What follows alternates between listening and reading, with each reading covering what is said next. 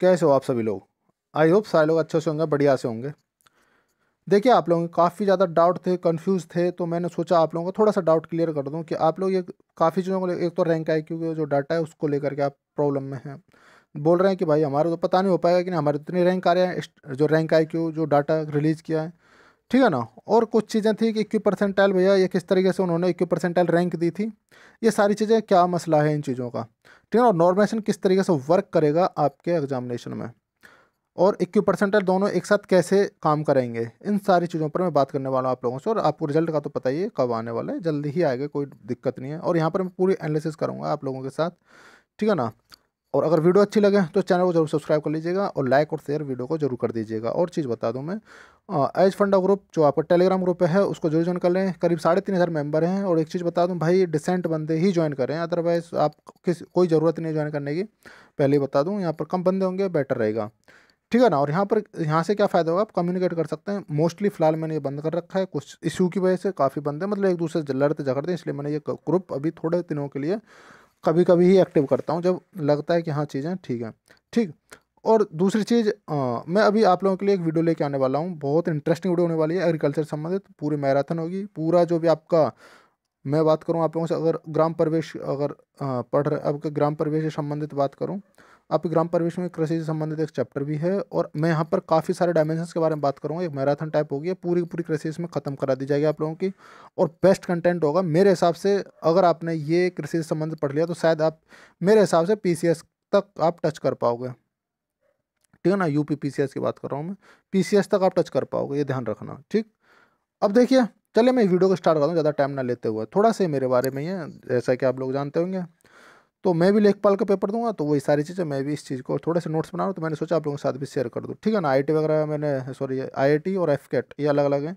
IIT मैंने jam आप लोगों को पता है वो शायद, ये मैंने निकाला है। और एफकेट वगैरह ये सारे काफ़ी एग्जाम्स मैंने दो दो बार करीब करीब निकाले हैं सारे के सारे। और डीवीपीएसटी संबंधित बता दूँ, अभी तो वीडियो नहीं देखी, इसको जरूर देख लें। आपको कोई भी डीवी डॉक्यूमेंट वेरिफिकेशन में दिक्कत है, जो भी आपका डीवी होगा उसमें अगर आप लोगों को दिक्कत आ रही है, इस वीडियो को जरूर देखें। उसके बाद आप क्या करें, आपको फ्री कोई क्वेरी है, कोई भी दिक्कत है, आप इंस्टाग्राम पर आकर मेरे से पर्सनली पूछ सकते हैं। हाँ, एक चीज़ बता दूं, एक लड़की ने कल जो मैंने वीडियो बनाई थी, फीमेल के लिए बना दिया मैंने एक वीडियो, आप लोगों ने देखी होगी। फीमेल के लिए एक मैंने वीडियो बनाई है, देखी होगी मैंने, फिजिकल से संबंधित। ठीक है ना। आपकी डिमांड आ रही थी, ठीक, मैंने आपकी डिमांड पर वो वीडियो बना दी थी। और पता नहीं आप शेयर करो, पता नहीं, चलिए वो तो आपकी मर्जी है, मत करिए।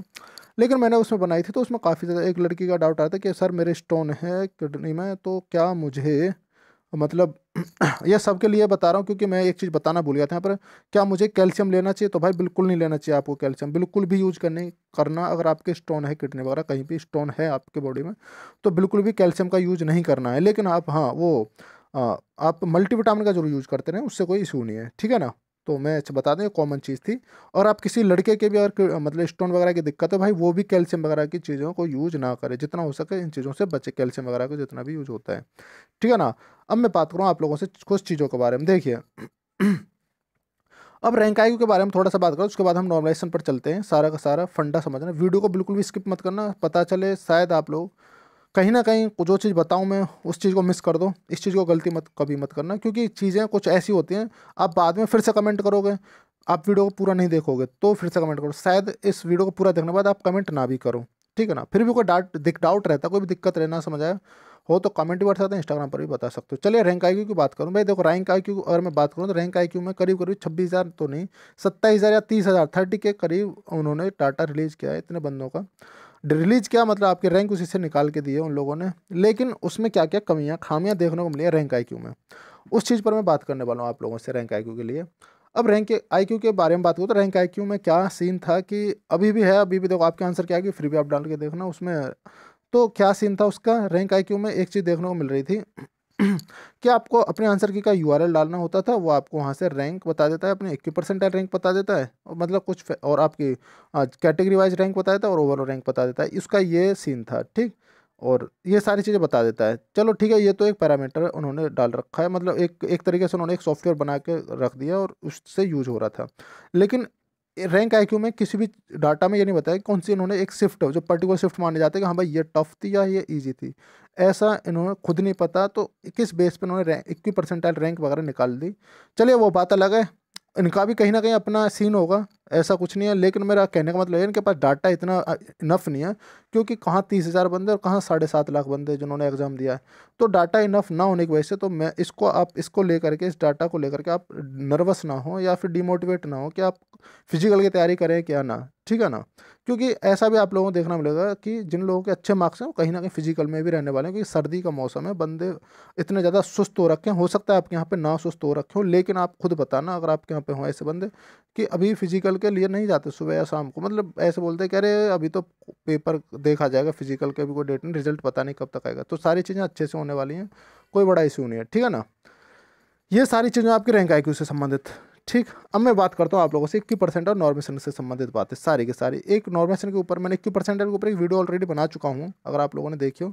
लेकिन अब मैं ओवरऑल कॉम्बाइन किस तरीके से काम करता है ये इस चीज़ पर बात करूँ। मैं नॉर्मेशन के लिए बात करता हूँ। पहले आप लोगों को नॉर्मेशन के फंडे के बारे में पता होगा कि एक्चुअल नॉर्मेशन किस तरीके से वर्क करता है, ठीक है ना। एक्चुअल में नॉर्मलाइजेशन किस तरीके से वर्क करता है, ठीक, इस चीज़ के बारे में मैं बता दूं। तो नॉर्मलाइजेशन का एक पूरा फंडा यही है कि जब जो एग्जाम है आप लोगों का मल्टीपल शिफ्ट में होता है, काफ़ी ज़्यादा शिफ्ट में होता है, तो वहाँ पर क्या होता है, वेरिएशन आता है एग्जाम के पैटर्न में, क्वेश्चंस में इजी और मतलब इजीनेस और टफनेस देखने को मिलती है, पैटर्न पूरा पूरा चेंज होता है। तो उस टाइम पर क्या किया जाता है, नॉर्मलाइजेशन किया जाता है, चीज़ों को नॉर्मलाइज किया जाता है एक तरीके से, कि ज़्यादा कोई हाई स्कोर कर रखा है अपनी शिफ्ट में तो कोई कम स्कोर कर रखा है, तो इन चीज़ों को बैलेंस में लाया जाता है। मतलब कि जो जो टॉप पे था उसको थोड़ा नीचे लाया जाता है अलग शिफ्ट का, और डिफरेंट शिफ्ट का जो जिसका जो हार्ड शिफ्ट थी उसको ऊपर लेके आया जाता है। तो वही चीज़ है, यहाँ पर तो माइनस हो रहा है, यहाँ पर प्लस हो रहा है, तो वही चीज़ आप लोगों को देखने को मिलेगी। अब मैं बता दूँ थोड़ा सा पैटर्न के हिसाब से नॉर्मलाइजेशन में क्या होता है। मान लो एक तो ईजी शिफ्ट है, ठीक है ना, ईजी को मैं ई से डिनोट करता हूँ, और एक है हार्ड शिफ्ट, ठीक।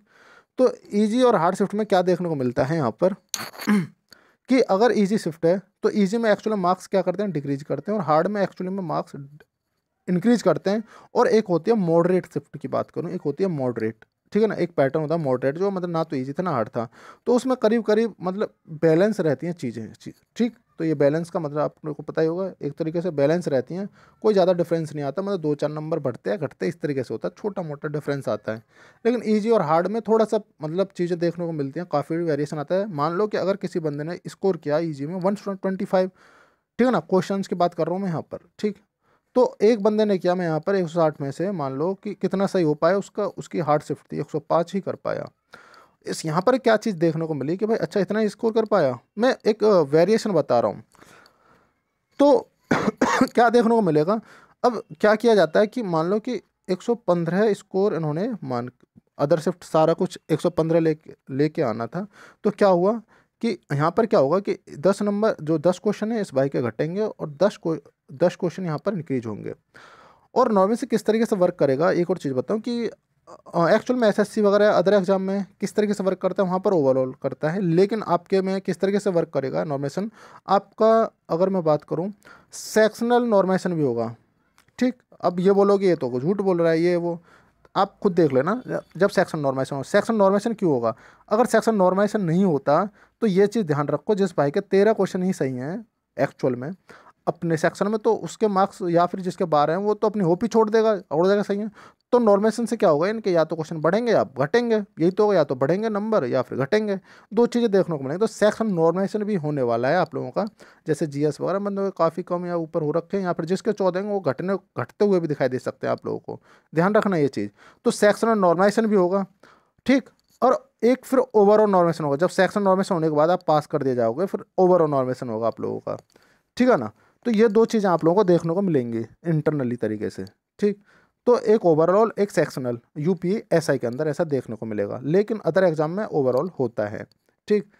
तो अदरवाइज अगर सेक्शन का कलेश नहीं होता तो ये 35% का क्राइटेरिया नहीं होता, ये ध्यान रखना। चलिए अब मैं आगे बात करूं आप लोगों से कि नॉर्मेशन में क्या होता है। नॉर्मेशन कई तरीके से फॉलो करते हैं, अलग अलग कंपनी का अपना अलग अलग हिसाब है। जैसे कि मैं टीसीएस की बात करूं, वो क्या करता है 0.1% कैंडिडेट का, ठीक है ना, एवरेज मार्क्स उठाती है 0.1% या 1% का, कभी कभी 1% का भी दिखाते हैं।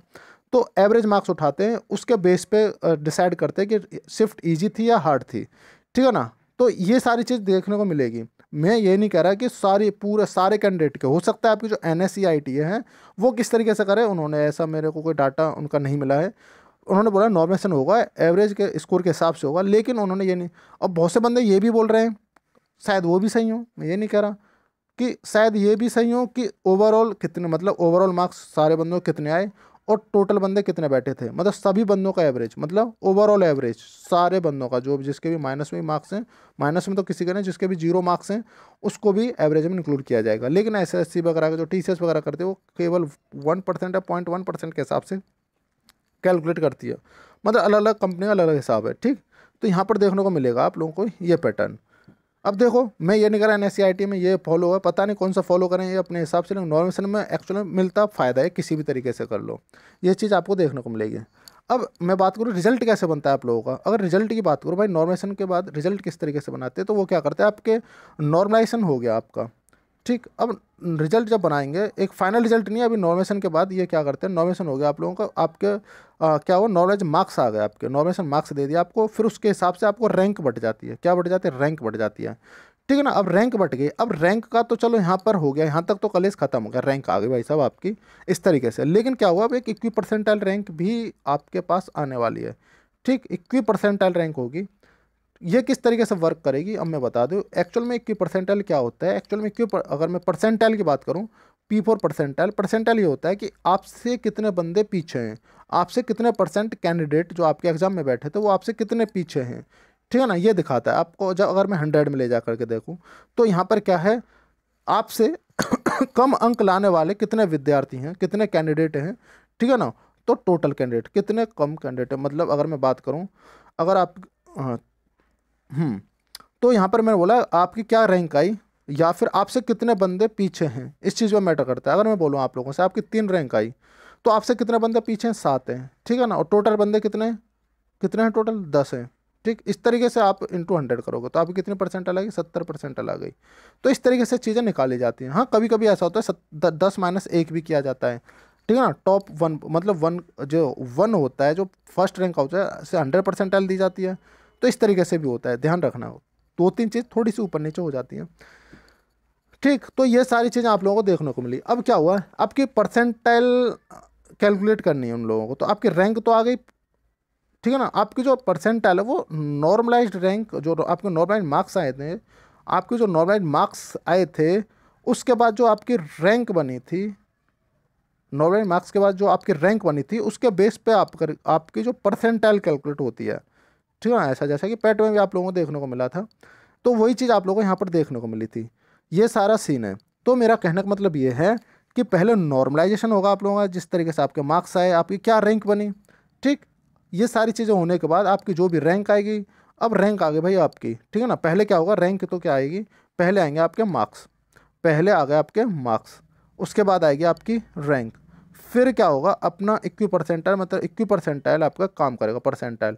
अब इसको 21 परसेंटाइल क्यों बोला गया है, इसको 21 परसेंटाइल इसलिए बोला गया है क्योंकि किस तरीके से वर्क करेंगे, एक सेकेंड, किस तरीके से वर्क करेंगे अब मैं बता दूं। 21 परसेंटाइल क्यों बोला गया है, क्योंकि ये क्या करेंगे आप लोगों को एक तरीके से, जितने भी कैंडिडेट हैं, जितने भी बंदे बैठे थे एग्जाम में, ठीक है ना, तो नॉर्मलाइजेशन के बाद जितने भी मार्क्स आए उन लोगों के, नॉर्मलाइजेशन के बाद जितने भी मार्क्स आए आप लोगों के, तो उन लोगों को क्या करेंगे, जैसे कि आप लोगों को ऐसा लगेगा कि पर्टिकुलर शिफ्ट में हर तरीके से परसेंटाइल कैलकुलेट करेंगे, ऐसा नहीं करेंगे।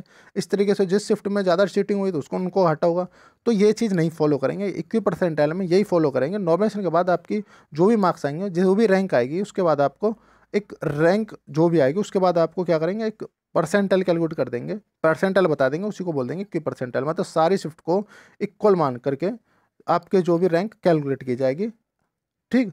तो ये पैटर्न आपको वहाँ पर फॉलो होगा, आपको ये चीज़ देखने को मिलेगी फाइनली। देखिए आप लोगों को शायद डाउट क्लियर हो गया होगा।